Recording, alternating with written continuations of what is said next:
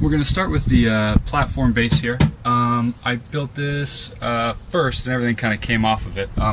So I'll remove this, my removable table here. Those are removable hinges, they're very convenient. And then if we take the camera kind of down here, you can see I basically made this design with two legs here. And they run all the way down to the far end of the platform, which I believe is 57 inches if I remember correctly, and they're also at a cut at an angle. These guys on this end are 12 inches tall, while on the far end are actually 14 inches tall. This is because I realized if I just made it flat, the car, my element at least, is tilted slightly forward, and I'd be sleeping on the bottom of an incline with my head down there. So I cut them at an angle like that and picked everything back up.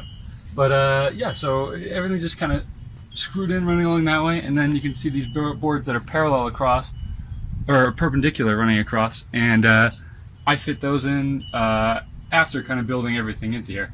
And maybe we can come around the side and take a look at this.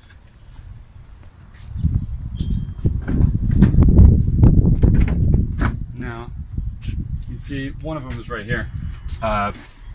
And if you bring the camera in here, you can see the contour cut along the sides. I tried to make everything as snug as possible, and that ended up making a couple compartments on the other side of this guy.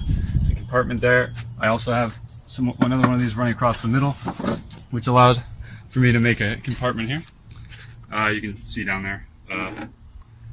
Good storage, keeps everything, like out of the way, and having some dividers between your storage makes it easier to keep things organized too. So I do recommend making some kind of cubbies or whatever and like that. We're on the other side now, and you can see this part here. I had it's like a cut hinged extension, which allows for this seat move forward to fit the whole bed, but I can also put a passenger in the passenger seat if I need to. Now, if you look down here, if you take the camera down here, you can see back in here, I actually made a little wooden piece with like kind of two pieces of wood to fit the leg in on both sides right here, and that just keeps the leg from sliding out. This thing seems to be pretty sturdy, and it's held up well, so I think that's a worthwhile way of securing that. And now if you bring the camera over more back this way, you can also see I got this little piece of wood right here that just fits between the plastic and this leg, which also doesn't allow for this leg to push in this way, which these legs do fold in, which I can show you now if we back the camera out.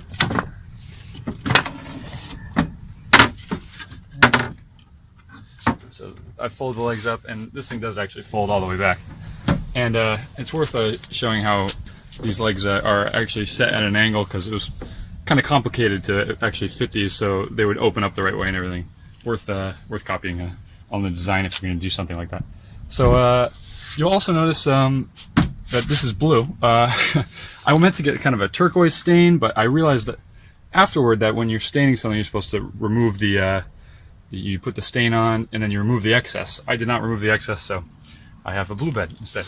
But yeah, it's I dig it. It's blue, but it also has a polyurethane coating on it, which makes it very smooth, and just kind of seals the wood off from any like moisture or anything. So that turned out very well too. I do recommend going with like a stain and then a polyurethane coat, and that's done to everything in the all wood in the element here.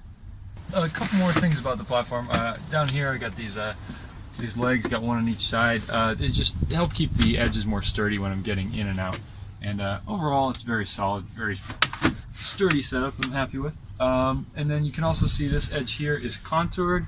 I cut a little bit off the end here to fit when the door shuts. It was bumping into there, so I had to take that off with a skill saw. And if you come back here, you can also see I use that skill saw to cut this corner right here and allow me access to this cigarette lighter. And that's where all my electricity comes from back here, and I can kind of store all the cables and everything. There's a little compartment down there that works good for that. Here's the detachable table I made. It just kind of folds out like this, and I pull a basket out from under one of these compartments that just kind of holds it up. And I made it detachable just so I could get in and out, get things out of here easier. And it just kind of, I'll do that one more time. If you look at the hinge right here, it just, I line up both these and then just slide it on. And then it kind of hangs down in storage, and I can close the gate. So that works really well.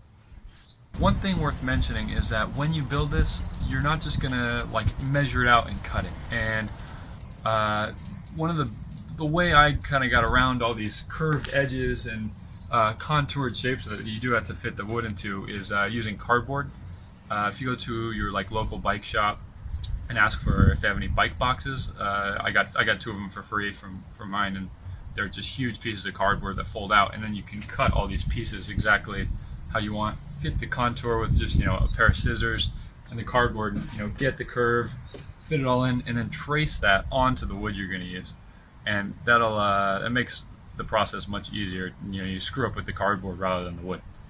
Okay, so that's about it. There's a link below that'll have like all the specifications, all the supplies I use, measurements of things. I'll include a couple diagrams of how I built it all for specifics if you're actually going to put one of these together. And yeah, so that's all I got.